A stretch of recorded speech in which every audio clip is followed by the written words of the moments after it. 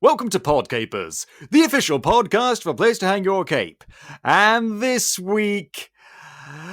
Rogue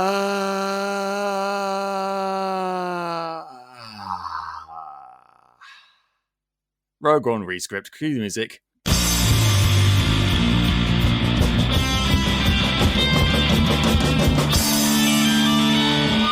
Hello there, Capers, and as I said, welcome to Podcapers, the official podcast for a place to hang your cape. My name's Scott James Merridew, and this is the show where we talk about various geek and nerd-related topics, and are joined each week by a very special different guest. She's been on the show plenty of times before. It's Jillian de Blasio. Hi. Hello, Jillian, how are you? You know, surviving in LA, hanging out in my apartment every day, 24/7. Yeah, I mean, that's what everyone's doing now, because, I mean, I don't know how it is where you are, but here in the jolly old Blighty, we're on complete and utter lockdown. Yeah, we're basically that too. But people in the future, if they ever deign to go back and listen to this one random podcast, if they don't have any historical context for this in this time that we're recording right now, they're going to be very confused. Like, lockdown? What happened? Did the aliens invade? But no, it's coronavirus, and it's getting bad. I mean, it was always bad, but now it's getting real bad. We're up well over 1,000 deaths here in the UK. US is fucked, you know, the usual. Yeah, the spokesperson for the NHS said that if the UK managed to stay under 20,000 deaths, if I'm getting that information correct, we'll be lucky. So that's great. That's fucking fantastic. God. Oh dear. But at least I have, you know, cute cuddly animal to keep me company. I've got my parents' dog Pepper. What have you got? I got 2 cats. Oh, it's I'm great. So sorry. Yep, you know. Normally I thought this was gonna be great, and then my one cat just meows like constantly for attention. What the fuck are you still doing here? Why won't you leave, human? No, he wants us. No, he wants us to pay attention to him constantly. Oh God.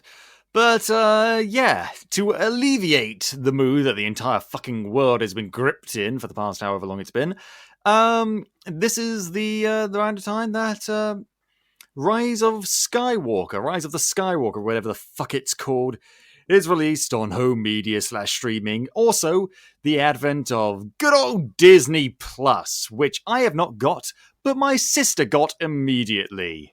I'm so disappointed in her. I'm so disappointed, but, you know. I mean, I don't have it either. I might get it when they release, because I heard rumors that they're going to put Black Widow on it instead of releasing it in theaters.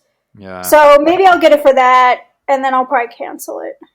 Yeah, it wouldn't be the worst decision that Disney could make right now, but oh god. So, but here's the thing. I'm choosing to take this as a positive. I'm going to use this celebration, as it were, to talk about something I really think is, you know, appropriate. Now, it's no secret that we've done past rescripts on the Star Wars sequel movies, so it makes sense with the new release of Rise of the Skywalker to do a rescript on Rogue One. I mean, sure, I feel like, you know, we're not doing a rescript of Rise of Skywalker or whatever. Come on, you know, the suspense was killing me. Last script rewrite. Oh, gosh, just like, I know, but here's the thing. I want more time to work on it. And not that I don't have an abundance of time right now. I can do nothing. But also, B, it's too soon. I'm too tired. I'm just like, oh, can we not? Mandalorian helped. And there's one good reason to get Disney Plus. It's for the Mandalorian, which is fucking awesome. But I want to first tackle something that I feel I can handle much more easily. Something that I think we're all united in. Because here's the thing, Rogue One, compared to something like, say, The Last Jedi, when Rogue came out, it was met by a unanimous cry of, oh, it's good, kind of, I guess. Yeah. Past an afternoon. Yeah, I mean, you know, the last part of the movie was the best part. Yeah, the bit where everyone died. Yeah, well, spoilers, but yeah, everybody dies. It's great. I loved it. I was Yeah. really excited in the theater because I saw this opening weekend. No idea that was going to happen. First character dies. I'm like, okay, we got to kill one off, at least. But then they just all started dropping. I'm like, oh my god, are they going to kill everybody? And I was so excited. See, I It's had the great. opposite reaction. The second I first saw that first character fall, I immediately thought, okay, they're gonna kill everyone. They're gonna do the Halo Reach thing, and they're just gonna kill everyone. Because here's the thing: these are all disposable characters. They're all Yeah, new they are. characters brought in for this one movie, and Disney, like, they've got plenty of marketable Star Wars characters. They've got a plethora of stuff that they can make action figures out of. They don't need to, and they can make action figures out of these ones, so they don't need to keep them around. So once you've gotten They rid of one, you might as well just get rid of them all. They don't, but Disney didn't strike me as the type that would actually go through with that plan until I saw the second person die, and then I was like, oh no, we're doing this. We are doing this. To be fair, I don't even remember who the first person was that died. Like, No, why would you? Because most of these exactly. characters Just fucking got bored. suck. Exactly. I don't know what order they died in. I didn't care. I just thought it was cool that they were dying. There are Like, only two characters that people like. Fucking Donnie Yen's character and the sassy robot voiced by Alan Tudyk. That's the only two anyone cares about, except for maybe Darth Vader and Tarkin, who we oh already know yeah. about. We already have a connection with them. Yep. Yeah, so, and that got me thinking, like, okay, so how to go about this rescript? Well, I think the answer should be obvious. Keep the stuff that works, and there is a lot of stuff that works surrounding the characters. It's the characters themselves that are, what's the word I can use to describe them? Boring. They are I was gonna so say boring. boring, so goddamn boring. And part of that is it's a very crowded movie in terms of plot, and it really doesn't need to be. The plot is actually quite simple and effective.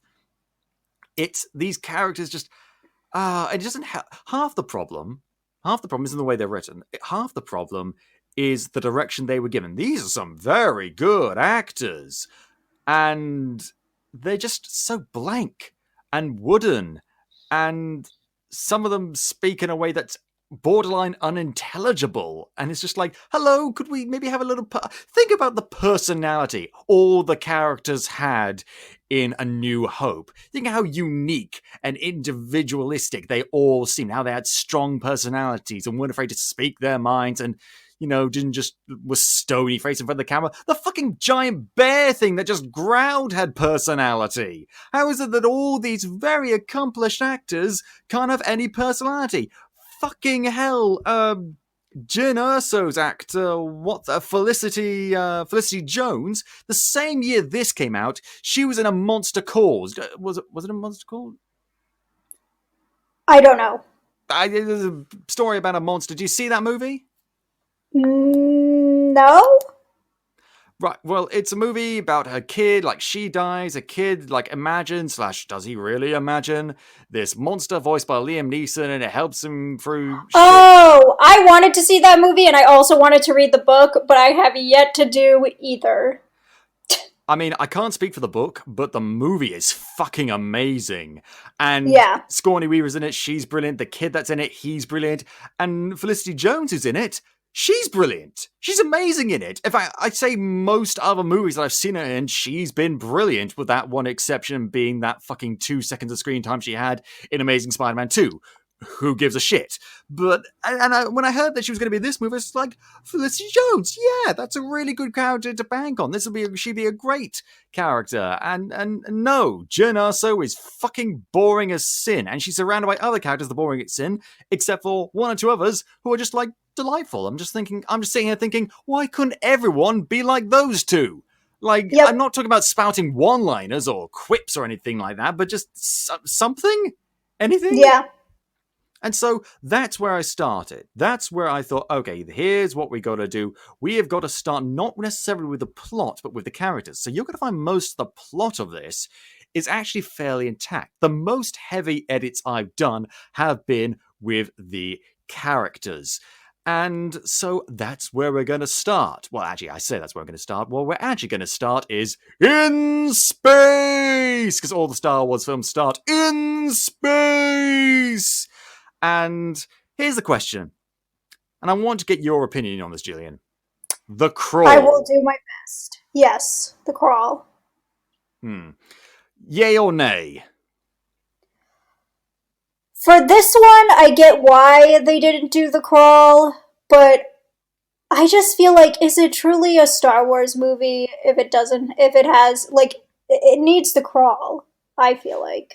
Here's the thing.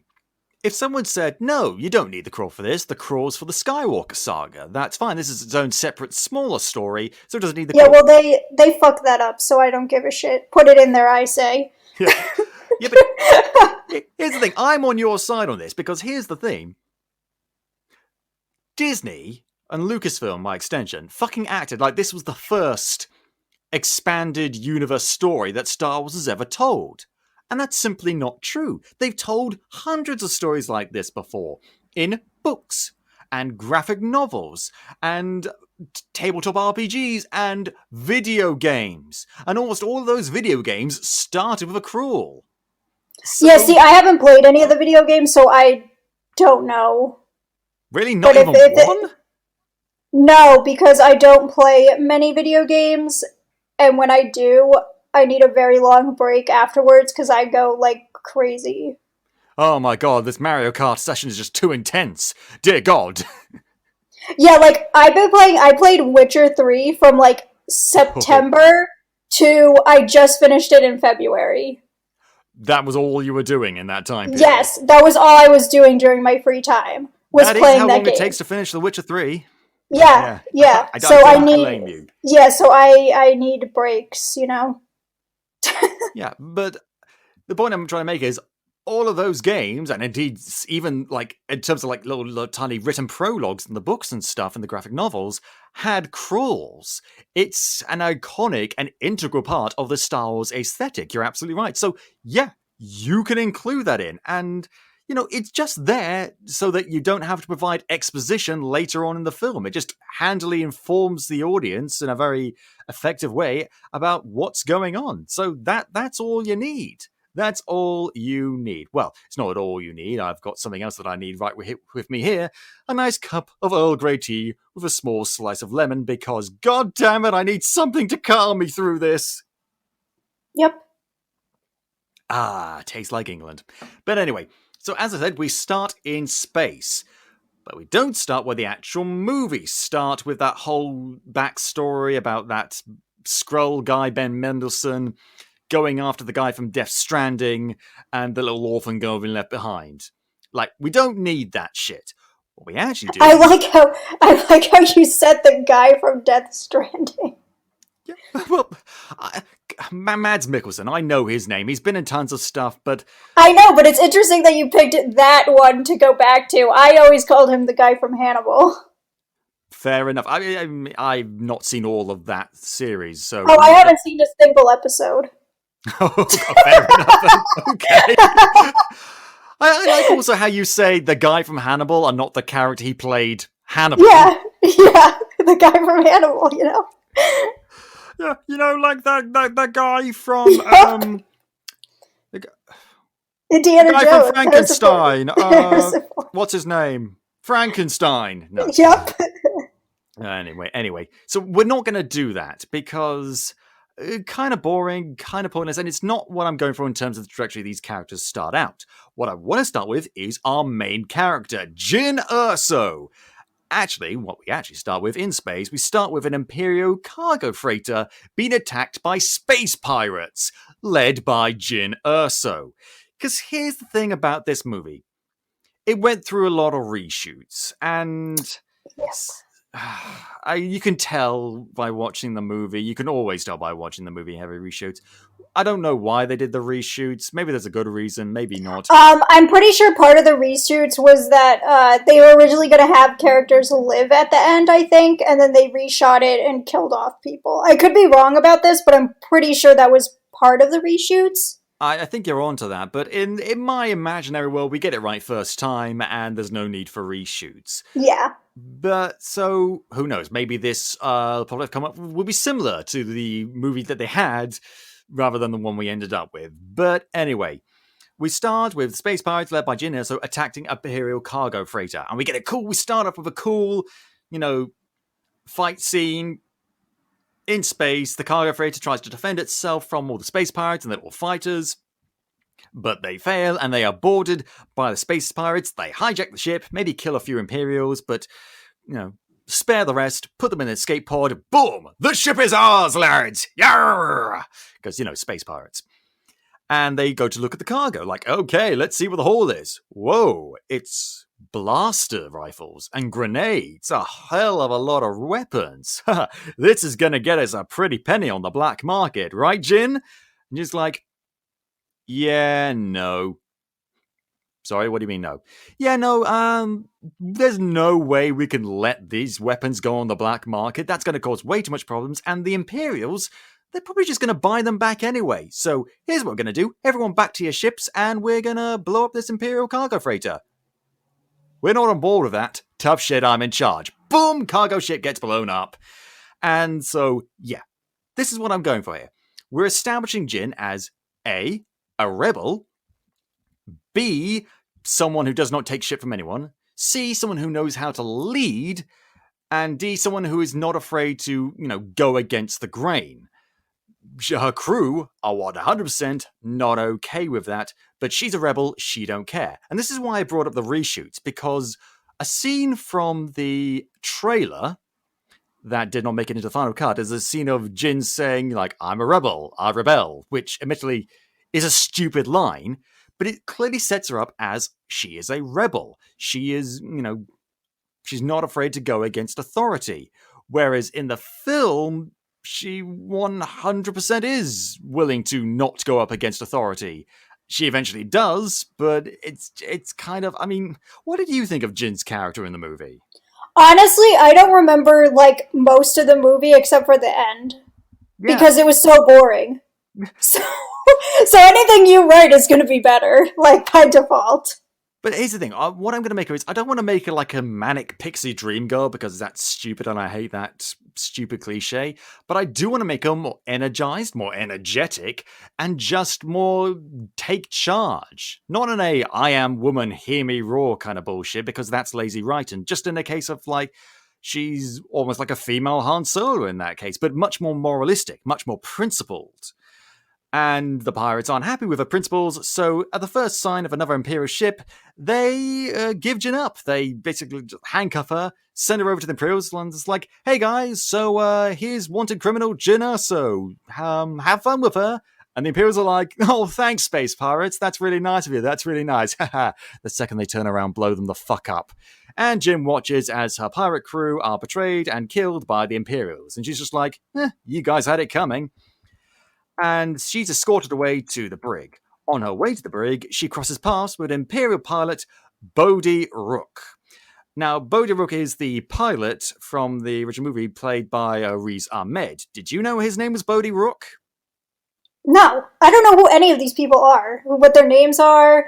You know me, I don't remember shit. So, no, I didn't. Yeah, but even for this movie, with the possible exception of Jin Erso, because their name gets mentioned 50 million times, I can't remember anyone's name in this movie, because they breeze past them very quickly, and they sort of garble them, they mumble, like, I'm Cassian Brava, I'm I'm and then they never mention them again. So you don't have any time to really just cement who these characters are. And so, but here we're going to try and, it's obviously when I'm describing it like this, we can't go over it dialogue by dialogue, so it's a bit difficult to get that across, but that's what we're going to do. We're going to try and make sure that everyone, gets a bit more centered screen time. Everyone's getting a bit more focus. And so we're going to transition away at this point from Jin to Bodhi. And Bodhi now has another sort of sidekick. He's got another partner. And here's another thing I wanted to rectify with the movie. It's kind of a sausage fest. Yep. And this is, if there's one there's many things. There's many, many things. But one of the many things I hate about these new Star Wars movies is how they're trying to go with the pseudo-feminist marketing thing, but they never back that up in the movies with main female characters. And I know there's going to be arseholes out there that are going to complain, like, oh, the feminists are taking over, the minute any random woman just pops up and dares to declare her existence. But we don't care about them. We don't care. They're arseholes, they're bigots. So we're just going to ignore them and include a bunch more female characters. Not just side characters. There's plenty of female side characters in these movies, but there's just very few female main characters. So let's rectify that. I mean, this is Rogue One. We can do anything we want, and there's only one female character in the Rogue One. Yep. And the only other female character we get in this movie is Mon Mothma, who we've already seen before, and as a side character that's in, like, 1-2 scenes. Yeah. Oh, I forgot also, Jin's mum, who dies. Yep, well, moms always die in these movies. Minute you get associated with Disney, your mum is dead. You're lucky if your dad survives too. Usually it's a twofer. But yeah, so in this instance, his partner is a woman. I didn't bother coming up with a name with her, and you'll see why in a second. And they sort of pass by Jin, give her a slight sort of cursory glance, but then we're following them. They both sneak through secure areas of the capital ship that they're all on now, and go into a very secure area, maybe knock out a guard, and download certain plans. Can you guess what plans? No. What plans? Sorry, my cat is coming up on me right now and, like, wants attention. So I fuck off and pay attention. Yeah. No, I can't tell if you're joking or not. You do know that... I am not joking. My cat literally came up to me and I did not hear what you said. Oh, okay, sorry. So they download these plans in this secure area. Do you know what plans? Oh, the Death Star plans. Oh, thank God you knew. Oh. Yeah, I missed everything that you had literally said, like, in that span of time. Sorry, okay. My cat is making I thought you didn't know what plans were central to this movie. I was really worried for a second. It's the Death Star plans. No, that part I do remember. Okay, it's just the cat that got in the way, like, human! Yep. Human! Yep. Give me attention! He's attention! He's coming back. He's coming back. I'm not done with you! God, fucking cats. But anyway, so they download Death Star plans, although we the audience, we can probably guess, but we don't know that they're Death Star plans. And once they got the plans, they attempt to leave the ship, but they get, nearly cornered, they try to escape, and the female partner of Bodhi's is killed. She's gunned down. Bodhi, however, manages to escape in a ship. And due to his superior piloting skills, manages to get away.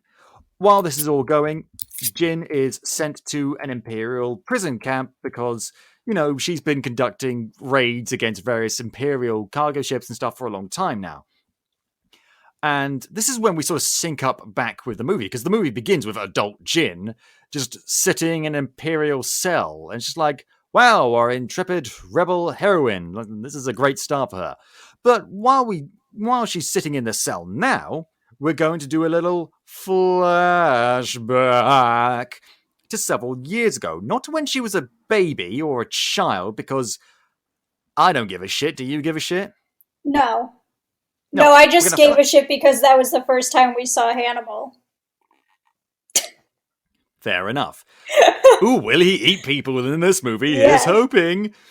But, no, we flash back to her just several years ago when she was a teenager, so you could probably still use Felicity Jones for this. And she's living, the high life in some capital city somewhere on some planet. Maybe it's Coruscant, maybe it's somewhere else, who knows. And it's clear that her family is very imperial. Now, we do get a few flashbacks from that sort of thing in the original movie, but in this one, we see Jin's father, Galen Erso, talking with Krennic, Ben Mendelsohn from the original, and it looks like they're discussing something important, similar to a scene that we get in the original movie. However, then, we see later on, Jin and her father argue about Imperial dominance, Imperial doctrine, and dogma and stuff. And she's like, okay, these Imperials, Dad, they're horrible. They're doing horrible things. And he's just like, well, those Imperials are talking about, that's me. And we This family is loyal to the Empire. They protected us, and they're doing what's best for the galaxy, and you're gonna fall in line, young Sonny Jim. And so already, we've got, just from that, we've got a very different dynamic between Jin and her father. Because here's the thing. In the original movie, they were estranged for years. So there was a lot of distance between them and clearly some kind of connection, but it was barely there. And the last time she knew him was when she was a very young child. Here, she's basically a young adult. The connection is much stronger, and there's contention, there's conflict. So even though they're still going to be separated for most of the movie in my version, there's going to be a much stronger connection between the two of them beyond, oh, your father and daughter, and, he held you when you were a kid. Yeah. Like, maybe if this was a TV show and we spent most of the season with her discussing her relationship with her father and trying to get to him, then that would be something. But this is a 2-hour movie. So. Yeah. But back in the present, we then cut back. We then cut to our main male lead, Cassian, played by what was his name? Gabriel Luna? Diego Luna. Yes. And here's the thing. Remember how I said the plot for the most part in this movie was actually pretty good? This is one of the scenes that makes me think that, because this next scene is basically exactly the same as is in the original movie. Cassian goes to a secret rebellion agent for intel about this whole thing with Death Star plans, and they nearly get discovered, and because he doesn't need to get discovered, or doesn't want to get discovered, he, kills the agent. And actually, you know what? I talked a lot of smack about the acting in this movie, but I gotta say, Diego Luna's reaction to have to kill that rebellion agent, I thought was really good. It's a very brief moment where he just sort of looks kind of pained, and just like all the energy has been drained out of him, like, oh crap, I had to kill him. And then he immediately shakes it off and starts running for the hills. I thought that was really good. More of that. But no, less of that. It's like, it was a really subtle moment, but there's nothing. But in the rescript, in my version, he gets intel from the agent, has to kill the agent. But here's the thing. In the original, they talk about how Bodhi Rook, the Imperial pilot, was sent by Galen Erso. There's no mention of that in this version. In this version, Galen Erso, 100% bad guy working with the Imperials of his own free will. There's one other change as well. While he's escaping, he escapes with the help of another rebel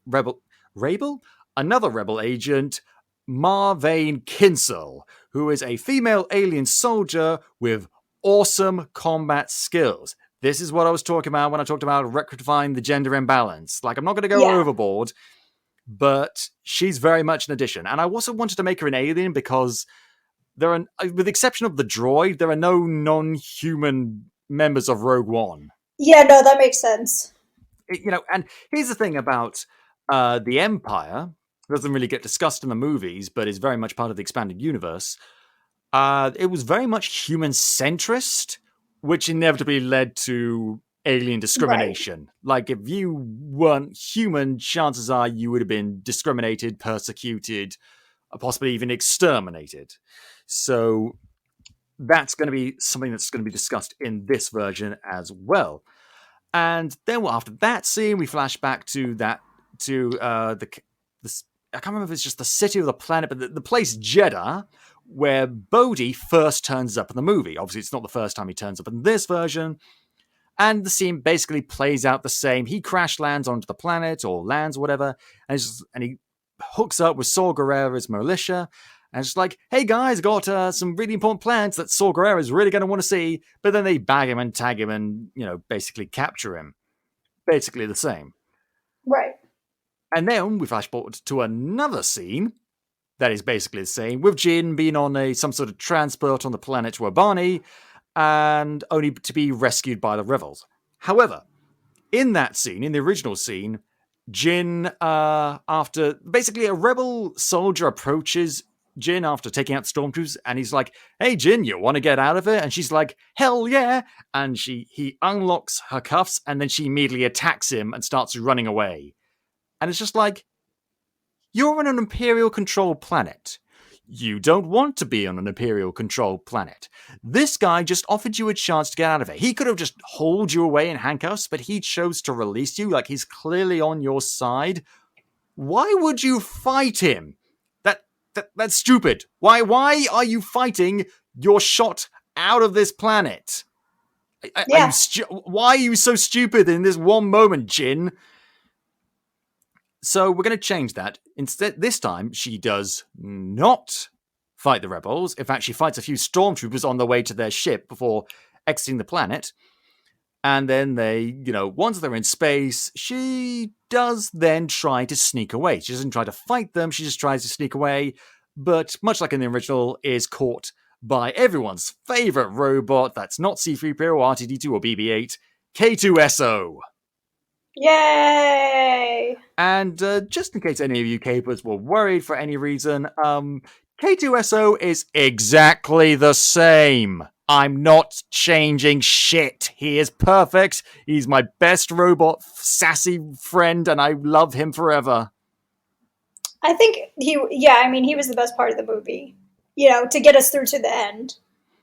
I mean, almost every single line that he uttered in the movie, when I saw the movie, the audience laughed.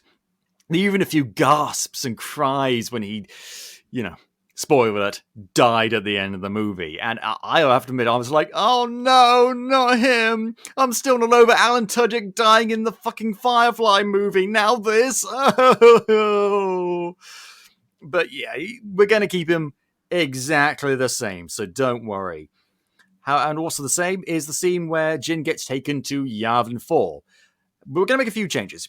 In the original, she meets with Mon Mothma and Cassian, and then Bail Organa sort of steps from the shadows for like a minute and a half while the Force theme plays. And it's just like, do we really need this big reveal of Bail Organa? And she sort of stares at him like, oh my god, it's Bail Organa. And so I'm wondering like, oh, what's Bail Organa to her? Fucking nothing. She doesn't know him. She doesn't talk about him, and he never gets mentioned later on in the movie. So that's literally just for the audience. Yeah, and it's very distracting. So yeah. I have no problem with Bail Organa being there. In fact, I'm very glad that they got Jimmy Smits back to play Bail Organa. He was one of the few actors I really, really liked in the prequel trilogy. So have him in the scene, but he's there. He's there from the scene. Yeah. Maybe he comes out with Mon Mothma at the same time. And then he just explains shit. And it's just like, okay, so we know you, Jinna, so we know who your dad is.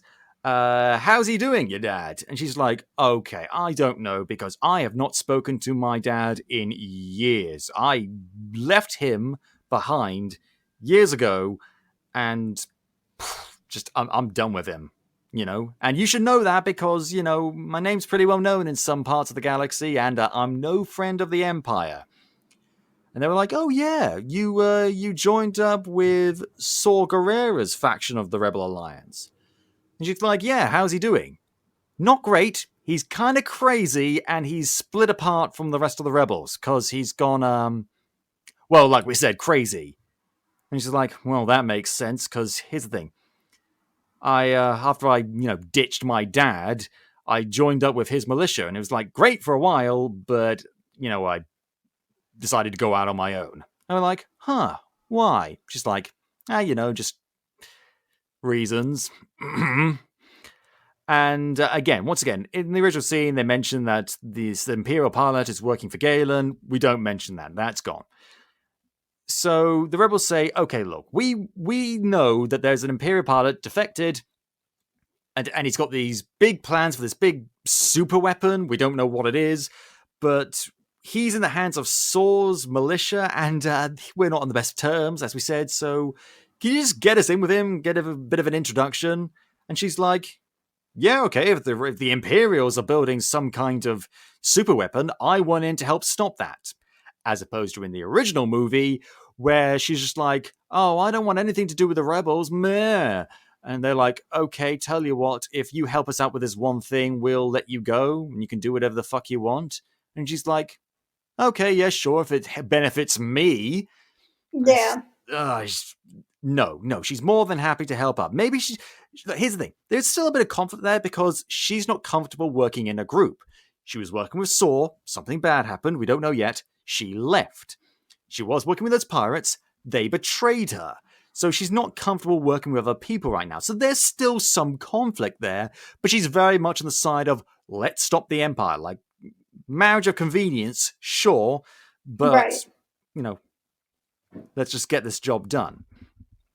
And so she agrees and goes with Cassian, K2SO, and Marvane to Jeddah. Meanwhile, Cassian is given secret instructions by the wormy rebel guy who's also the headmaster of this school from sex education show to kill Jyn if she appears to defect to the Imperials or still has ties to her father. Now, in the original, he was given secret instructions to kill her dad. And it was interesting because it's like, okay, so we know he's working against his will, but he helped build a super weapon and he's too dangerous to be kept alive, so we need to, take him out. And it was effective in that it drove home how dirty a job Cassian has. Yeah. But I feel like we can accomplish the same thing by him having secret instructions to kill Jyn. And he does not complain about those instructions. He gets kind of like a resigned look, but he's just like, yeah, okay, first sign of trouble, I'll shoot her in the head. It's fine. And so it's like, oh, this guy is a bit of a bad guy, but he's a rebel. We don't know how to feel about that. And so when they get on the ship and on the way to Jeddah, K2SO and more than likely Marvane ask her why she left Saw's militia again, and she's like, yeah, I'm not going to talk about that. That's okay, because Marvane does most of the talking for her. Because here's the thing. Marvane is actually kind of friendly and nice and personable. It's just like, wow, there's a little bit of a bright spark in this, lonely, dark galaxy, which is going to belie certain other traits as we get further into the story. And, Hello? What's that? Hello? Yeah, you cut out for a second. Okay, well, thankfully it's still recording, so obviously you just didn't hear me. Okay. And so, when did you last meet off with me? You were saying something about her being, the character being personable and actually, having a conversation. Yeah, which belies certain other traits we're going to find out about later on in the movie as we go through it. Then we get this similar scene from the original between Bodhi and Saw, where Saw Gerrera is just like, lies and slander. Yeah, but do you really want to take that risk? Because, I brought you plans about a super weapon, to you. That's a big deal. Lies! I'm Forrest Whitaker! Lies! Okay, fine. And then we get the next scene, where we originally saw Krennic meet with Moff Tarkin. But now it's Galen and Krennic both meeting with Tarkin. How did you feel about the way they brought Peter Cushing back to life? It was kind of weird. Yeah. I mean, I can't honestly say the CGI was bad. No, it wasn't. I mean, I'm sure if you look at it I haven't watched this movie in a long time, so I wouldn't be surprised if I looked back at it now, since that technology has improved over the years, that I would probably notice it a bit more. But when I watched the movie for the first time, I thought it looked good. It was just creepy and weird. That's called the uncanny valley. It's an automatic psychological response human beings have to things that look human but clearly aren't. It's like if you saw a really lifelike waxwork mannequin at Madame Tussauds. Oh, it looks real, but it's not, and it's making things tingle in my lizard brain.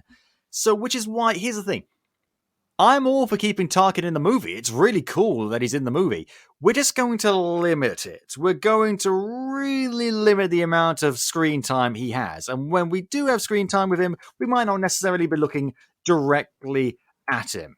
Okay, we'll see his face and everything, but we're just going to use it a bit more effectively rather than making the audience just stare at his CGI face for minutes at a time.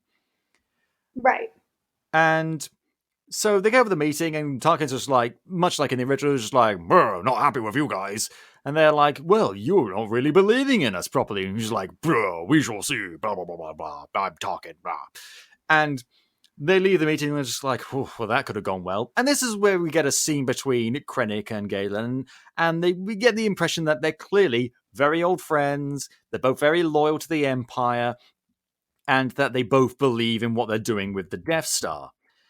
And then we get another scene with Jyn. Maybe she's asleep on the ship going to Jeddah.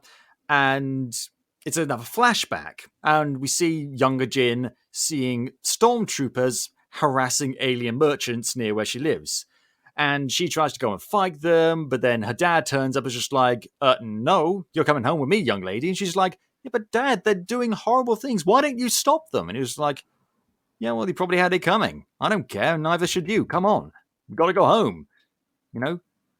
Space Wheel of Fortune is on.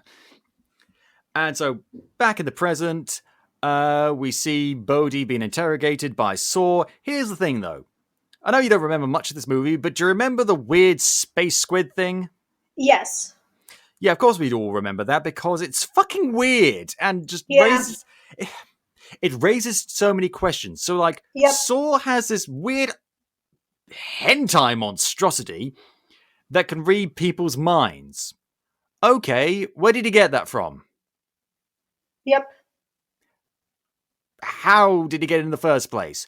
Why are we only finding out about this now? Is this thing very widespread? And here's the thing, the big question for me, why is no one else using this? In the very next film, chronologically, A New Hope, Princess Leia gets interrogated by the Imperials using a big floating droid thing with a needle attached to it, which still looks fucking scary. Ugh. Yeah. But I feel like if they just had access to a fucking space squid thing, they could just read her mind. And it seems to be quite effective. But how does that even work? Like, they say that the octopus thing can read your mind, but so is the octopus thing an animal, or is it a sentient being? If so, how can it communicate? Like, it can read the person's mind. Okay, great, fine. But then how does Saw find out what the things that it's read is, which is potentially information he wants? How does he find that out? Does the octopus, like, mime it out using its tentacles? There's so many questions, and we just don't need it for something that we're never going to see again. Yeah. So, we skip over that, and we go to Jeddah with the ship landing, and Jyn, Cassian, and Marvain infiltrating the city. Much like in the original, they leave K2SO behind. And this is when we're introduced to two characters, Chirvve and Baze Malbus. Can you even remember the names I've just said? No. It's Donnie Yen and that other guy. And here's the thing. The other guy, whose name I refuse to remember, is kind of cool because he's like a big guy and he's got like a gun and he's like kind of cool. But you know who's really fucking cool? Donnie Yen. Donnie Yen is fucking awesome in this movie. He's just like, I am one with the Force is with me. I'm one with the Force is with me. Oh, by the way, I'm awesome and can kick ass. And he beats up a whole gang of stormtroopers while making quips and just like, he's got his leg. And he's like, oh God, it's just, it's filmed so brilliantly. So much I like about this movie. It's got some great action scenes and the choreography and the way it's filmed of this fight scene with Donnie Yen. It helps that it's Donnie Yen who's very good at what he does. I mean, he's fucking Ip Man, you know? He's awesome. Yeah. It's fucking awesome. I'm cutting him out of the movie. Don't hate me! I mean, it makes sense. Yeah, he's cool, but like, you know... What's the point of him? There are a lot of characters in this movie, and I just feel like it does get to a point where there's way too many characters, and you don't need everybody. Yeah, and there's no point to them being... Like, I'd be fine with them to be in here as a cameo. But you know what I really want to do? I want to take these two guys, take them out of this movie, and put them in their own movie. Like, Yeah. they give you blink and you'll miss it exposition about these two guys. Oh, he's a guardian or something of the Wills, which is a reference to like the very first Star Wars novel. That's like was in charge of guiding the temple of the kyber crystals that the Empire is now taking to build the laser of the Death Star. But now that they shut down the temple and taking all the kyber crystals, he's got nothing to do. So they like sell trinkets on the street and stuff. And okay, cool. Here's my idea. Just separate side tangent. Here's my idea for a movie. He's a former Jedi, and Baze Malbus, whatever. Maybe he's a former stormtrooper or something, or maybe he's a rebellion person, or I don't know, work with the clone troop or something, but he's a disillusioned soldier. And here's the thing, they've got a great dynamic in the movie. One's a cynic, one's an idealist, and they work really well with each other. They have a lot of chemistry, but they're given almost no time to properly develop it because they're just side characters when really they should be main characters. Yep. Like, stick them in their own movie. If you want to do all these side Star Wars projects, give them their own movie. Former Jedi who's maybe he got blinded during Order 66 and has since been in hiding. And now he and this other guy have to go on like this spiritual journey, a quest of redemption or something. It would be really fucking awesome. But instead, I mean, God, it's like sticking Rocky Balboa in, I don't know, the Mighty Ducks. Just like, I mean, okay, like, because we're like Rocky Balboa, but why is he here? What does he bring to the story? And it's like all of Rocky Balboa, like his entire mythology, his story, but like condensed to make room for the fucking Mighty Ducks. Like, no, you're doing both of these stories a disservice. So you get the idea. So maybe we have them as a cameo. Maybe we see them briefly and they tell about another movie. But for the most part, they're out of the movie. That's two characters that don't get any focus in this movie gone, giving us more time for focus for the characters that have made the cut and that one extra character that I decided to invent. So already this movie is much more streamlined. Yeah. And similar to as in the original movie, there's an attack on an Imperial convoy by Saw Gerrera's militia. Jin rescues a little girl, that's fine. But here's the thing that's going to change. In this version, Cassian is actively going to tell her, like, no, leave the little girl. We can't go around saving everyone. And she's like, screw you, I'm going to go save the little girl. Marvane, do you want to give me cover? And Marvane's like, hell yeah. And you remember how awesome it was when that Baze Malbus, whatever his name is, was shooting people? Sure. Yeah, we're going to give that to Marvane. And so while Jin's trying to rescue this little girl, Marvane's going to give her cover, but in the form of fucking destroying every stormtrooper she sees. Like, she's shooting people left, right, and center. And she is scarily good at it. Like, you see her face light up when she starts gunning down Imperial troopers. Like everyone else, when they're shooting people, they've got a kind of a serious look on their face. Not Marvane. No. She is fucking reveling in battle. She's almost going berserker on them, shooting stormtroopers left, right, and center, doing trick shots and stuff. I mean, because the action scenes in this movie are very good, so I know they could pull that off. Right. And meanwhile, Jin is holding her own. She's shooting a few people left, right, and center. She doesn't really need to do that because Marvane's handling most of it. And she's like, whoa, damn, I don't know. I'm surplus to requirements here. Here's the thing, though. In the original movie, there's a scene where Jin, like, takes out these, like, tonfa things and starts, like, hitting people with them. And it's just like, why are you doing that?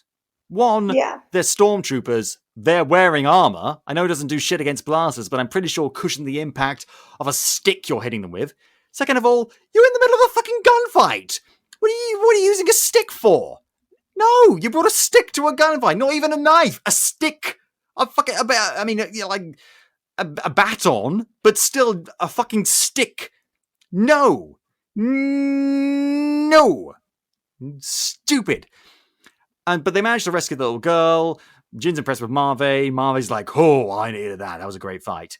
But then there's more stormtroopers coming, they get kind of ambushed, but then K2SO turns up, much like in the original, and rescues them. And it's going pretty well. Then they get captured by Saw's militia. Oh dear, whoops. But they don't want to fight them because they're the people they want to find, so it makes a bit more sense.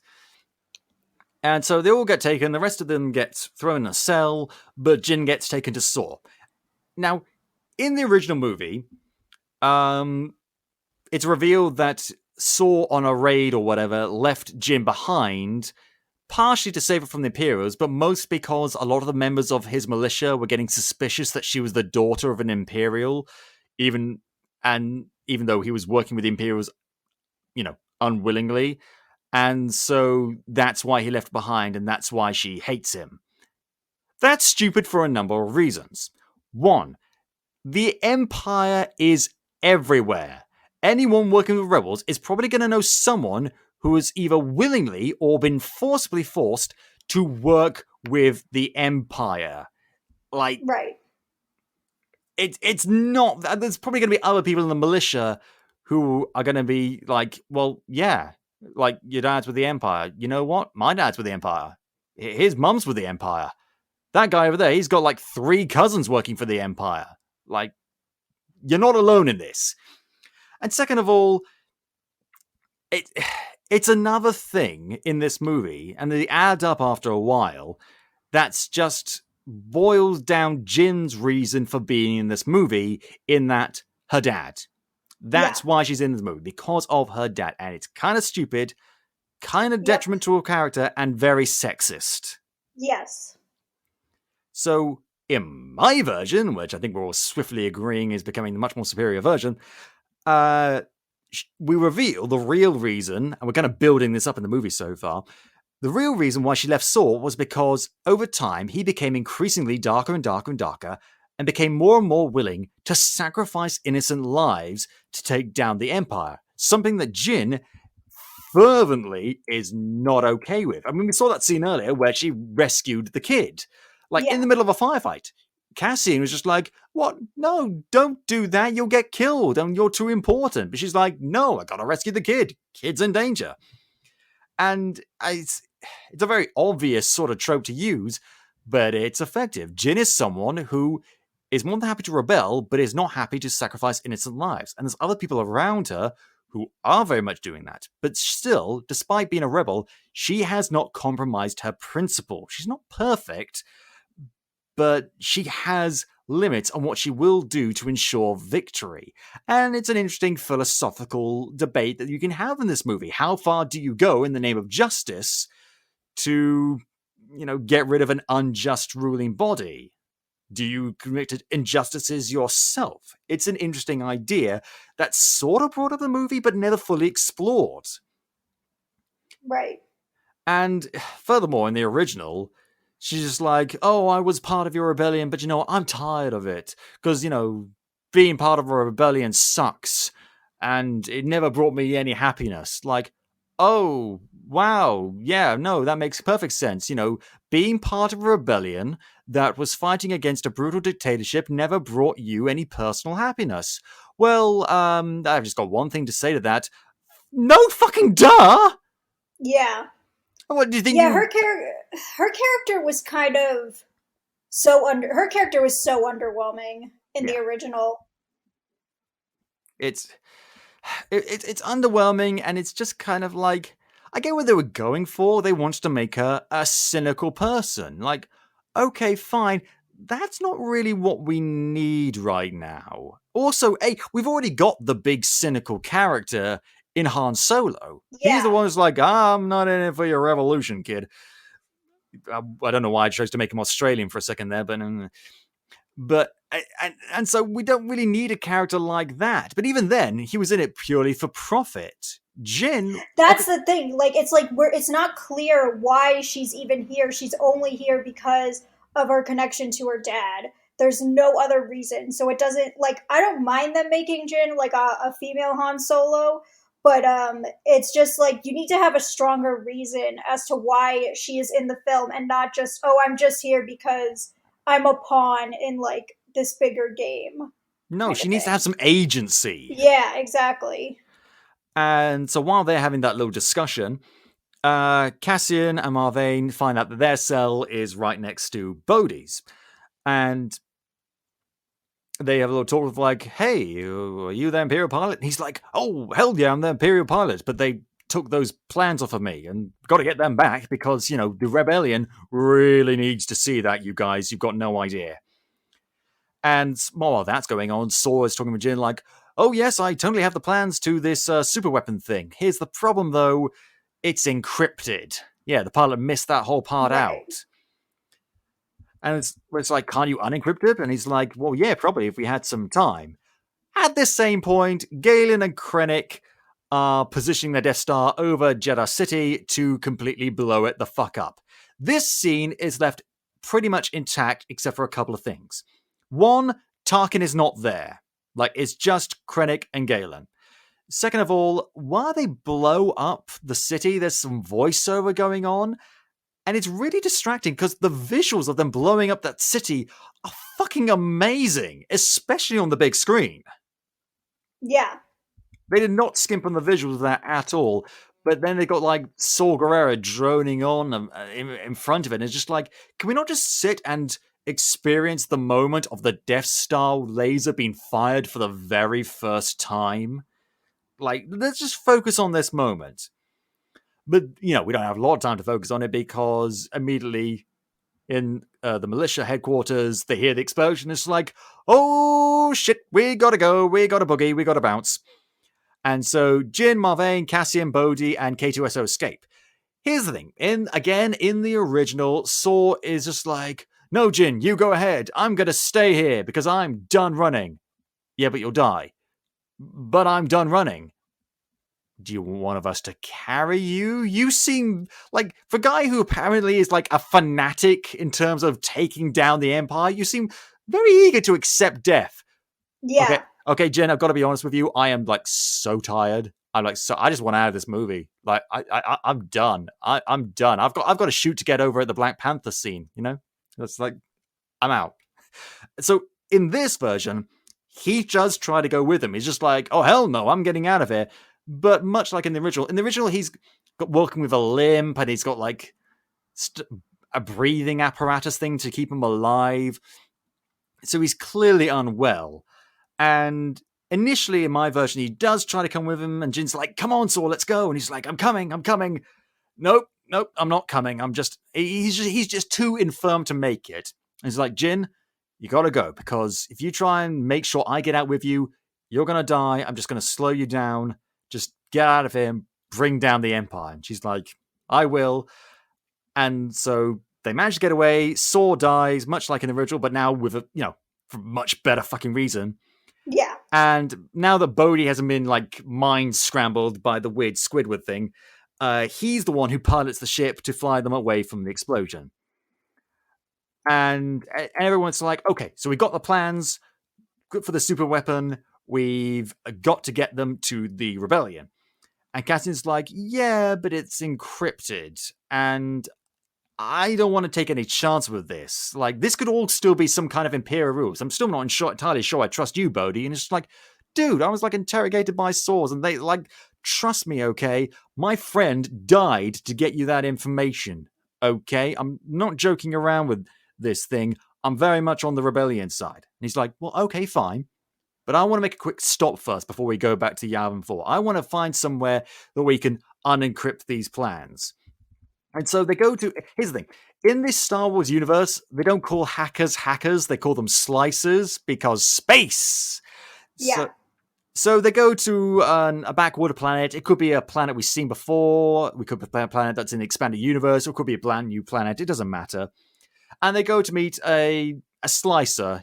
Someone who's clearly nefarious, clearly criminal, but knows Cassian. He's like, oh, Cassian, what are you here for? And he's like, well, got these plans. I want them unencrypted, and I don't want you peeking at what they are. And Slicer's like, okay, I'm very discreet. It's fine. Come on in. And it's like, well, it's going to take me a little while to unencrypt this bad boy, so just get comfortable. And this is a chance for everyone to just sort of calm down. Like, we've just had a big chunk of our planet blown up. Now's a chance to let that sink in, settle, and to get to know these characters just a little bit better than we already have done. And so, one of the things I want to do is Marvane talks with Bodhi about exactly why he defected. Like, I'm sure the super weapon had something to do with it, but why did you really, want to leave the Empire behind?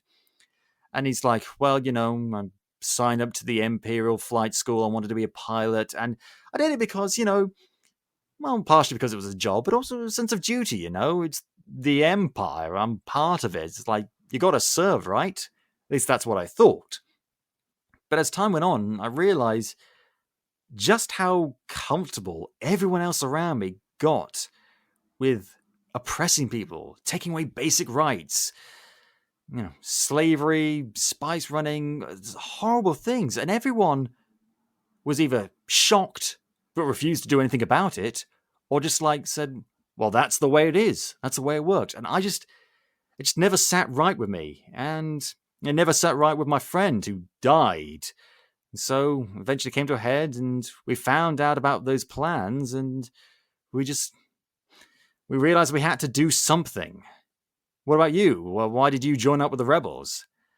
And mine was like, oh, here's the thing. I'm really good at killing people. I'm so good. I'm scary good. And because I'm an alien, the Imperials wouldn't let me join up. I tried. I tried to go to the Imperial Academy. It was just like, yeah, nice try. You go off and do whatever you want. And so I thought, well, fuck you, then I'll join up the rebels. And Bo's like, seriously? That's why you join up with the rebels? A chance to just fight? She's like, yeah, my planet, my people, we're very militaristic, we're warriors. And I got to fight for something, and so it might as well be these guys. He's like, well, that's making me very uncomfortable. And she's just like, look, you can meet 1,000,001 people who will fight for glory or honor or, some sense of duty. But you know what? I fight just because it's what I'm good at. It's who I am. And you know what? That's good enough for me. And so that's sort of what Marvane's about. She's like, she's a warrior. It's who she is. And with this whole topic of, people exploring each other's backstory coming up, Jin asks Cassian, okay, so why did you join up with the rebels? And he's just like, yeah, you know what, it doesn't really matter. I'm part of the rebels now, and I do what I have to do to get rid of the Empire. And Jin sort of thinks about this, and while she's doing that, we flash back to her, again when she was younger, and a small group of her friends on her home planet, ambushing and beating up some Imperial officers, and, maybe they exposit about how they'd done something horrible to someone, and that's why they're getting beat up. However, they almost immediately get caught. And it's looking very serious. They're about to be executed by stormtroopers.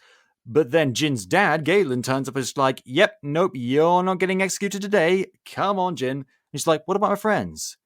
And her friends get executed. She's only spared because of who her dad is and her father's influence. Right. And so this is the last flashback we're going to do, but it's heavily implied that this is the straw that broke the donkey's back with Jin in terms of the relationship with her father. And from that moment on, she's just like, okay, yeah, we're done. And that was what inspired her to leave her father. Meanwhile, back in the present, the Slicer finishes the job much quicker than anticipated. And it's very clear that, judging by the Slicer's behavior, that they've seen what the plans are, which Cassian notices immediately.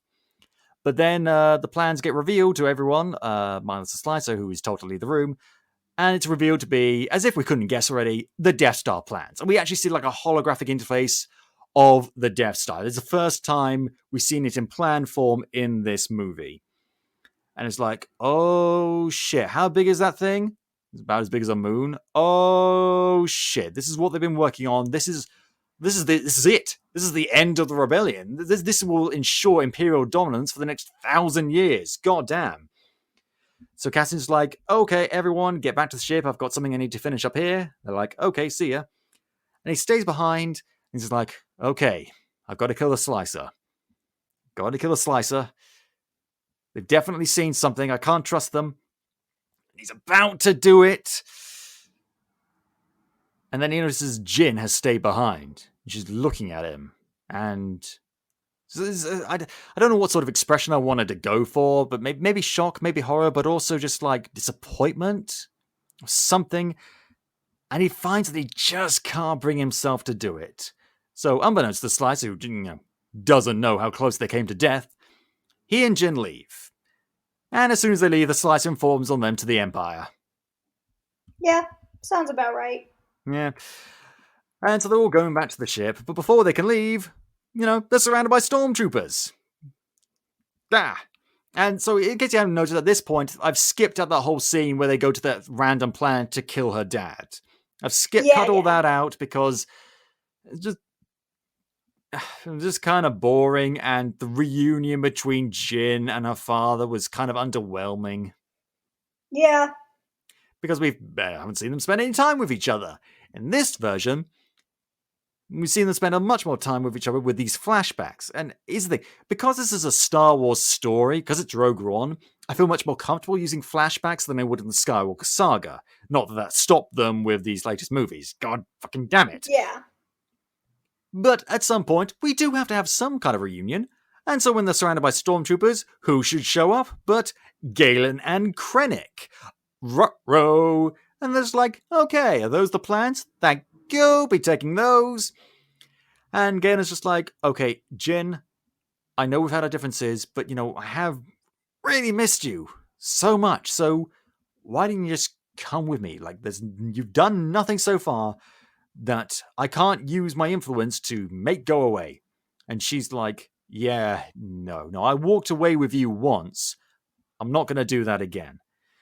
And Krennic's like, okay, well, that's it. Stormtroopers prepare to fire. And Galen's like, wait, no, Krennic, let's just talk about this just for a second. But whilst they're busy arguing, Marvain takes the opportunity to throw some concealed grenades that she has with her and blow up some of the stormtroopers. Nice. Which means the police arrive. Nice. Yeah, they arrive. No, the police don't. I heard sirens on your side. Oh, yeah, no, I know. I know what you were referring to. Okay, sorry, I thought you were like, oh, and the police arrive in Star Wars. Yes! No, the police hello, what's going on here then? Don't it seems like a bit of a... The ambulance arrived, the fire truck arrives, it all comes. All of it. Then the Coast Guard came. No. Yes. So Krennic and Galen get away from the explosion, and Marvain then tells the rest of them just go, and takes out the rest of the stormtroopers as best as she can. But there's just too many of them, and Marvain gets gunned down, giving them a chance to escape. Marvain is dead. No, I actually feel emotional attachment this time. Because we got a chance to get to know her. But here's the thing, it's a good thing because she goes down fighting. It's what she wants. And you can tell through the dialogue and through her actions that is in fact what she wants. Well, not to die so much, but if she's got to die, it's, going down fighting. And everyone's really bummed out about it. Before, in the original movie, they were bummed out that Galen Erso died. Oh no. Yeah. Could not give two shits. But this is a character we spent much more time with, gotten to know, and has much more of a detachment. And she's died much earlier in the movie than any of the other main characters died in the original. So it's just like, oh, this is the death they're getting out of the way. Yeah. I wouldn't be too sure about that. But anyway. Here's the thing. They're like, okay, so now what the fuck do we do? The plans are unencrypted, but we don't have them anymore. But Bodhi's like, okay, I was able to get those plans because they were being beamed from the place where they were building their Death Star to the capital ship I was working on to this planet called Scarif, like from the original. And so that's most likely where Galen and Krennic are going to take the plans. Now, at this point in the original movie, Krennic goes to visit Darth Vader. Yeah. And it's kind of cool seeing Darth Vader again. But here's the thing. I am cutting that scene right out. He's gone. Okay. For reasons which I will explain fucking later. So, that scene's gone. We immediately cut to Cassian and Jin contacting the Rebel Alliance, much like in the Rebel, and saying, okay, look, we know where the plans are, they're unencrypted, we can get them and use them to hopefully figure out some kind of weakness to this super weapon thing, but we need the fleet to assault Scarif. And much like in the original, they refuse. Like, what? No, we're doomed, we're bad, we're packing up shop, we're going home. And much like in the original, Jin and the rest decide to get the plans themselves. In fact, most of this, what happens now in the ending, is pretty much the same sequence of events, minus the missing characters. Right. So that ending that you remember so much, that's pretty much intact. Cool. I like it. Yeah. But that sadly does mean that both Bodhi and K2SO do die in almost the exact same way they did before. I mean, whatever. Sacrifices have to be made for the sake of a good movie. But I think this might be a bit more shocking because we've seen a character die before in a few scenes previously, and it's just like, okay, so that's the death we're getting out of the way, like I said. Yeah. But nope, turns out we can kill any one of these characters at any point in the movie. And now it's like, ooh, now it's a bit more thing. A bit more thing. Yeah, it's amazing. I talk for a living, and I said the word thing. It's a bit more tense. There's a bit more tension. Yeah. But this is where things start to diverge a little bit. In the original, Jin and Cassian are confronted by Krennic. This time, Jin and Cassian manage to get the plans, but they're ambushed by Krennic and Galen. And Krennic looks like he's got the upper hand on them, but suddenly, out of nowhere, is wounded and shot by Galen. Bum, bum, bum. You see... I didn't see that coming, except I kinda did. Yeah. I found myself in a bit of a conundrum. See, I wanted to find a way to increase the conflict and therefore the tension and therefore the relationship between Jin and her father. Making him a loyal Imperial was a great way to do that. Here's the thing, though. Do we know of any other Star Wars story where there's a, evil father figure who's working with Imperials and a, offspring who's part of the Rebel Alliance is working against the father? Do we know any stories like that? No, we don't. There's not a single one. Oh, except for that one with Luke Skywalker and Darth Vader. Oh, yeah, them. Yeah, and I was just like, as I was writing it, I thought, like, no, this is way too similar. So I threw in this admittedly kind of obvious twist where it turns out Galen was a good guy overall.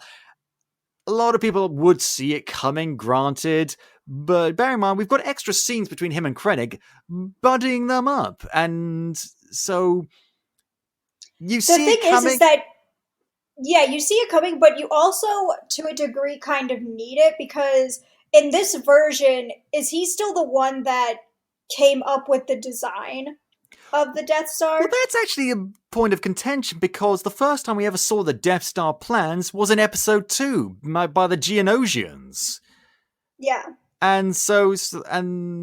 But then they say in this movie that he's the one that designed and built the Death Star, so it's like, I don't know what the canon is on this quite at this moment.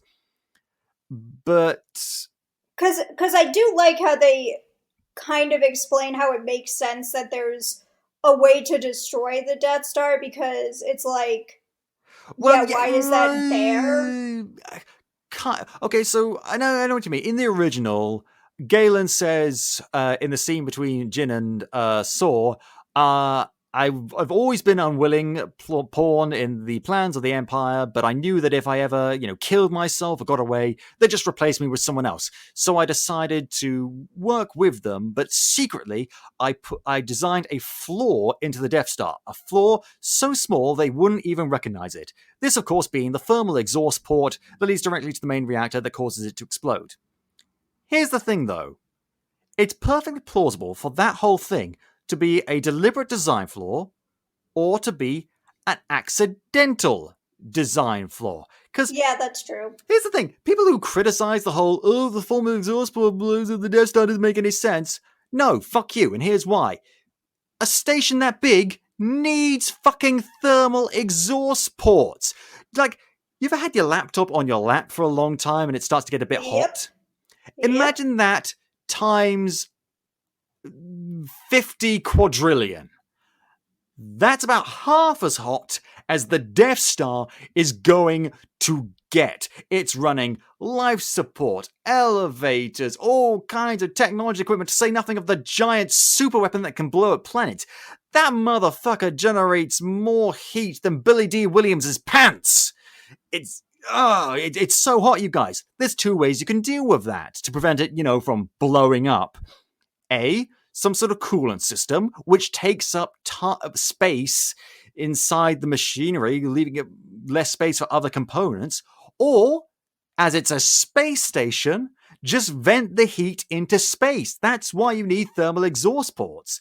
And guess what? A fucking reactor, a reactor core, is also going to generate a lot of heat, presumably. I don't know exactly how the mechanics of the engineering work, but it's going to generate a lot of heat. So, you need to vent that. So it's entirely possible for there to be a thermal exhaust port going straight from the reactor to space. You kind of need that. And it's also possible that could be a deliberate design flaw.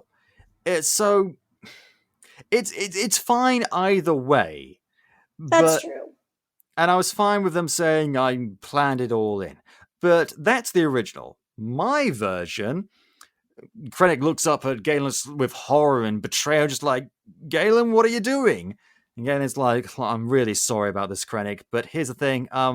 This whole thing with the plans going missing and everything, yeah, I was behind that all. And Jim's like, no, Bodhi never mentioned you. And he's like, yeah, well, I didn't leak information about the plans to Bodhi. I leaked it to his female partner. We maybe see a flashback while he's talking, like a little montage. Show, don't tell. If there's one thing I want to stamp on the original movie, it's show, don't tell. See him leaking info about the plans to Bodhi, female's partner, and that he was the one who deliberately gave the plans a very weak encryption that could be, accessed by a backyard slicer. Remember that when I said that, it happened very quickly? They were kind of surprised by that. And he even designed a small flaw into the Death Star. And everyone's just like, why? And just like, you were the most staunch Imperial loyalist I've ever known. And he's like, yes, I was loyal to the Empire. But they developed a planet killer. And here's the thing, I'm loyal to the Empire. I'm loyal to the Emperor. But the Emperor doesn't control everything. It's run by men. Like Tarkin. Like, I'm sorry, but you, Krennic. Who's to say that at some point you don't blow up a planet just for the hell of it? It's because it has... Do you know how many lives will be lost? How many important things? This is too big. It's just too big. It's going too far. And I couldn't refuse to design it and build it because he just found another person to do so, so I had to work within the system. And at this point, Jin is like, well, okay, Dad, you keep an eye on Galen while I upload the plans to the Rebel fleet. And Galen's like, the Rebels? Yeah, alright, fine. But Krennic, uses his friendship as an opportunity to sort of get Galen to lower his defenses a little bit. And then Krennic pushes him aside and tries to kill Jin by shooting her.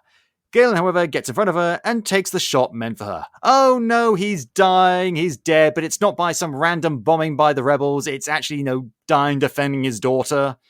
Yeah. And they have a moment, and it's like, oh no, Dad, now I actually feel something for you. And Cassian kills Krennic. Like, he just shoots him, just like, yep, you're dead. Yeah.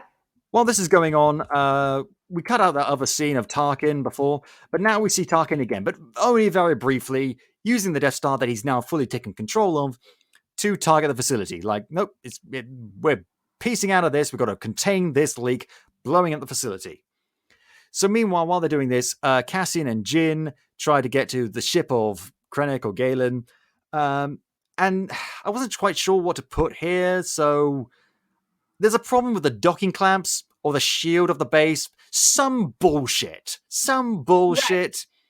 Which means that Cassian has to stay behind. Just like, no, don't stay behind. And he's like, it's the...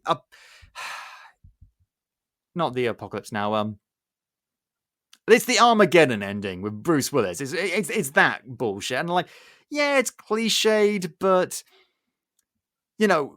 Jin throughout this whole movie, has been the one who's willing to put herself on the line to help others. And Cassian is the Right. one who hasn't been.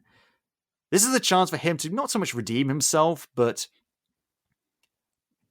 puts himself on the line rather than other people.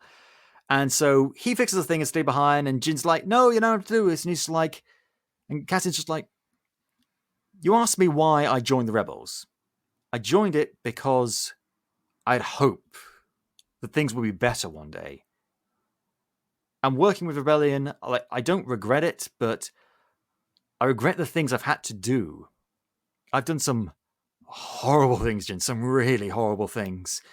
And that made me lose hope a little bit. You, Jin, you gave me hope again. And so Jin sadly has to leave him behind. Jin flies away from Scarif and watches from orbit as the Death Star blows up the facility, killing Cassian. And Jin is like really sad, but gets a steely look of determination upon her and jumps to hyperspace with the rest of the Rebel fleet. Jin lives! Oh.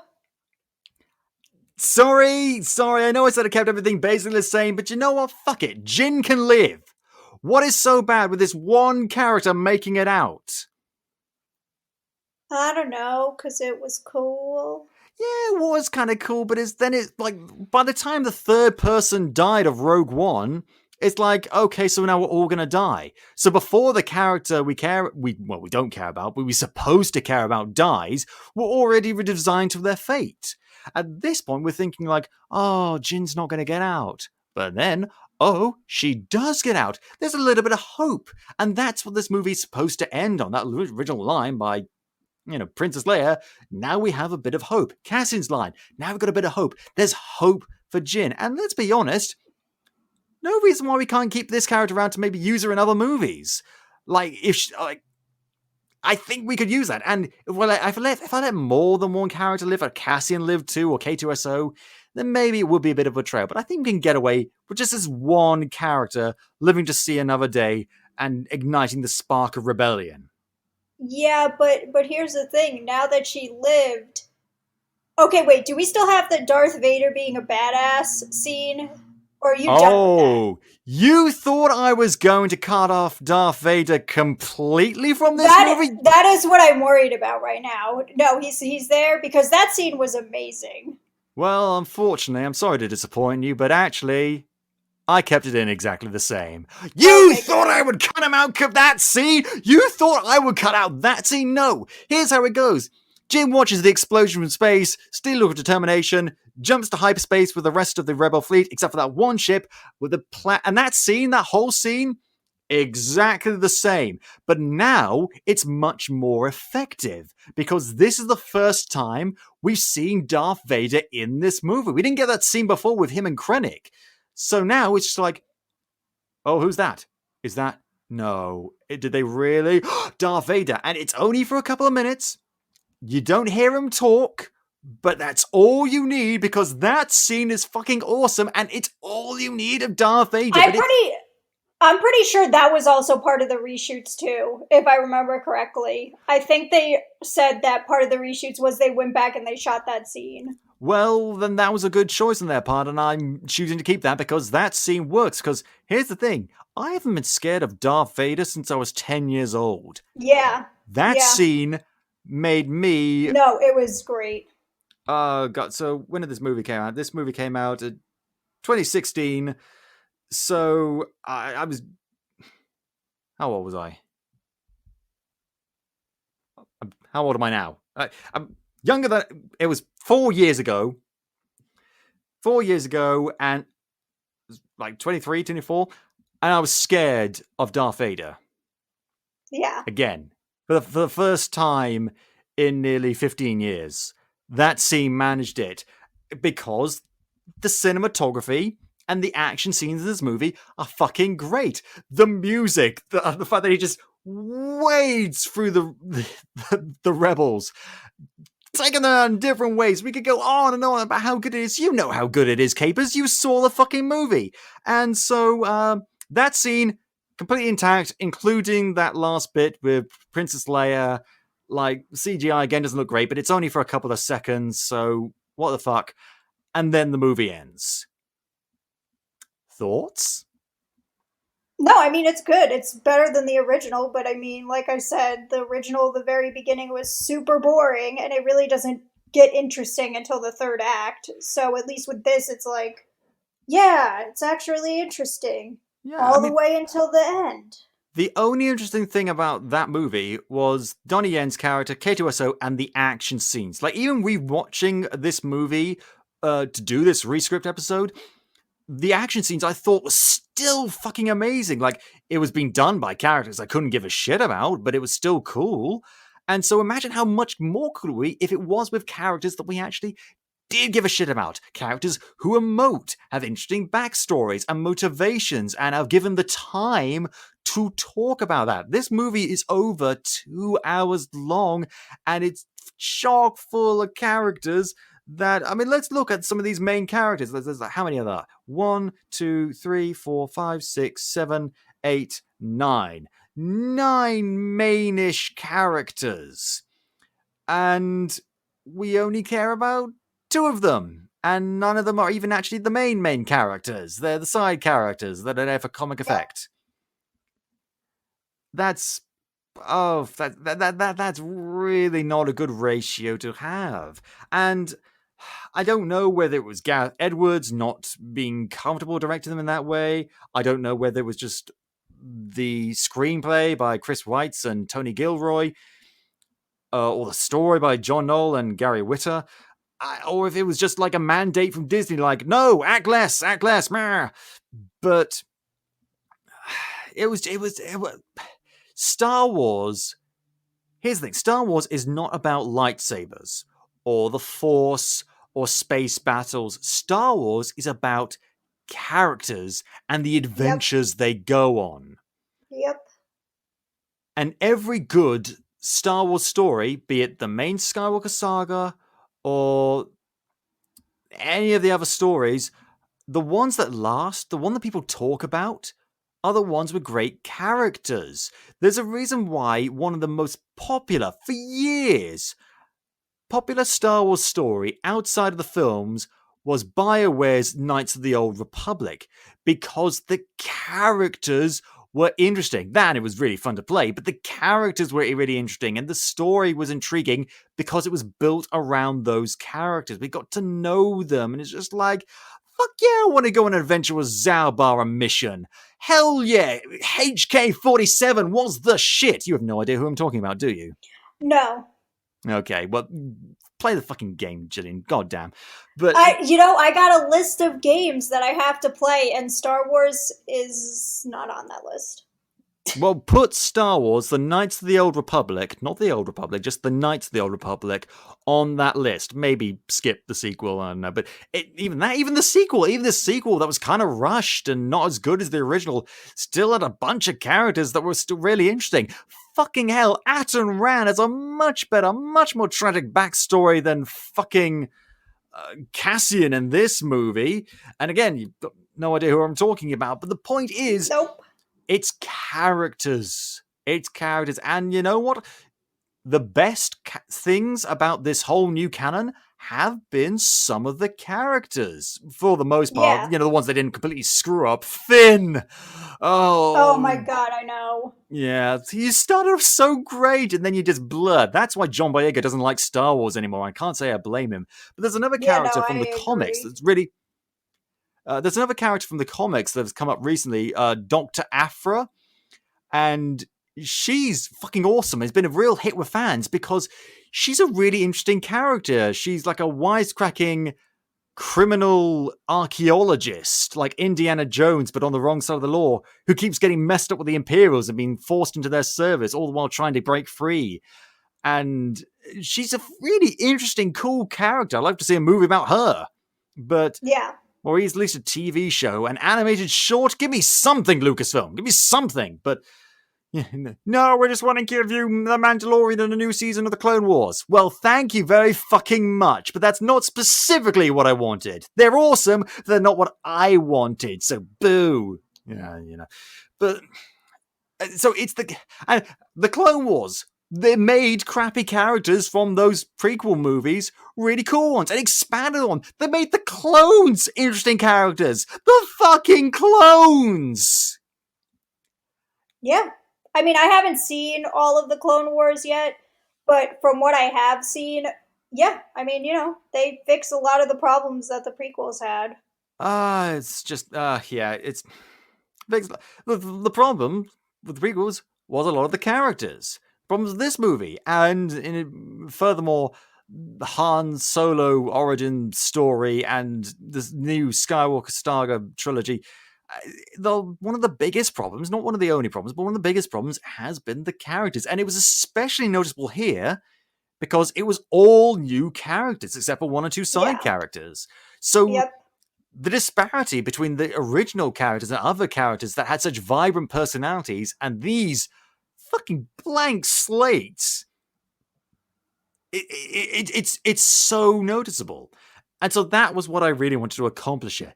Give you characters that you can really, really sink your teeth into. And let's look at that. Cassian in the original had an interesting kind of thing like, oh, he clearly, is not comfortable with some of the bad things he has to do for the rebellion, but it never really gets brought up in any meaningful way. I brought it up in a Yeah. meaningful way. Jin is fucking boring and Yep. just has this one expression on her face the whole time and doesn't even want to be a rebel. Now she's a fervent rebel with principles that actually is willing to risk things for what she truly believes in. K2SO has always been perfect, and I didn't change a thing because I love him. He's my baby. Saw Gerrera, he just seemed like a big kooky, creepy old man. Now he's a guy who, well, he's still kooky and creepy, but you understand why he's kooky and creepy because he's been progressively more and more violent and radical. And Bodhi, we don't even get why he defected in the original movie. I don't think there even was a scene where they explained why he defected. He was just working with Galen Erso. Here, it's because he was, caught up in something that was much bigger than himself, that was changing in ways that he didn't like, but felt powerless to stop it until he suddenly wasn't, and he took charge of that. And here's the thing. There's lots of comparisons you can make with Star Wars, with, say, World War II, or the American Civil War, the American War of Independence, and stuff like that. There's lots of other things like that you can compare it to. But there's lots of stuff going on in the world right now that I think might work very well in terms of plot within these movies. I don't want to make it too obvious, and because it shouldn't be obvious, because then it's just then it's distracting, and it's like an I mean, agenda. even if it's like you didn't purposely put it in there, I think the thing about storytelling in general is that people are going to find those comparisons even if that wasn't your intention. Fair enough. But a big comparison I wanted to make in this movie is with the American Republican Party. Oh, well, yeah. Because I don't know, but I imagine there's a lot of Republicans who are conservative, but, not stupid, not morons, not bigots, and not wanting to do horrible things for the sake of being horrible. And they almost all of them toe the party line and go along with all the horrible things done by the few who are just insane. Yep. And I know that's very reductive and a very cliched and glib way of putting it, but that's basically what's going on. And bearing in mind, I am not conservative in any way, shape, or form. It's not me, even by UK standards, which is very different in terms of its conservatism from American conservatism. But that's kind of what I want to get across. That's kind of what the Empire is. It kind of sweeps good people up. And then you've got to make a question of, do you go along with these objectively awful things, or do you take a stand? Yep. And considering the fact that there's a big thing, hashtag resistance when it comes to Donald Trump and all of the horrible policies he's put in place. Yep. So I kind of wanted to drive that home in addition to just getting us some interesting characters. And maybe things that kids today can see themselves as. Because God knows, when I was a kid, I saw myself in Luke Skywalker. But now there's going to be some older kids who are growing up in a world that is very much out to get them for a variety of Yeah. reasons. And maybe they'll see a little bit of the people that are out to get them in the bad guys in this movie, and maybe see a bit of themselves in the good guys of this movie, but also seeing about how they could potentially react in the other characters of this movie, in terms of the people who are maybe willing to let their principles go, maybe the people who are willing to do bad things in order to accomplish good, and maybe how that actually doesn't really work. I just think there's lessons that we could maybe all. I don't want to big this up because this is a story. I don't want to blow my own trumpet or anything like that. To be like, oh, there's so many layers. I'm so deep and so depth. But I think that's lessons we could possibly go for, because there's nothing wrong with a simple story of good and evil. But in the real world, that simple story becomes a bit more complicated. And you might find as you grow up, there's a lot more hard choices that you have to make. Yep. Yeah. So that's also what I want to accomplish in the movie, and I like to think that I've accomplished that. Gillian, what do you think? Yeah. No, I'd say, yeah. I mean, again, you have to remember writing the screenplay is just the first step, and things, with the way Hollywood works, easily get screwed up when it gets into production and then post-production. Absolutely. But I mean, but I mean, from a screenplay standpoint, it sounds solid. From a story standpoint, and I think that would just make for a much better story. Having said that, is there anything that I perhaps haven't mentioned that you would like to see added or indeed taken away from the story? I mean, I really, honestly, I just wanted everybody to die, and the Darth Vader seemed to still be there, so I'm good. So I kind of disappointed you on that first one, but got to by the end. So I like to think I stuck the landing on this one. Hopefully this whole debacle will give me the strength I need to one day tackle Rise of the Skywalker. God fucking damn it. But think of it this way. God. It's a lot like Rogue One, where you don't have to really do a lot to it, and it would already be better than what we got. Yeah. But even so, I want to take the extra step, And we'll get around to that one day, Capers. But in the meantime, I think that's all we're going to do for today. Thank you very much, Gillian, for joining me today. Yep. And if you enjoyed the show, Capers, please tell your friends, shout it from the rooftops! And if you haven't already, go back and listen to some of our other super episodes, like our previous rescripts around Star Wars. And you can listen to the show on iTunes, Podbean, YouTube, Spotify, or at podcapers.com. If you want to get in touch with us, suggest show topics, or maybe come on the show yourself, you can find us on Facebook, Twitter, and Instagram at AP2HYC. Thank you very much to Dan Harris for our logo, the lovely microphone, the red and blue 3D glasses, those are mine. And thank you for listening. This has been Podcapers, the official podcast of a place to hang your cape. Cue the music!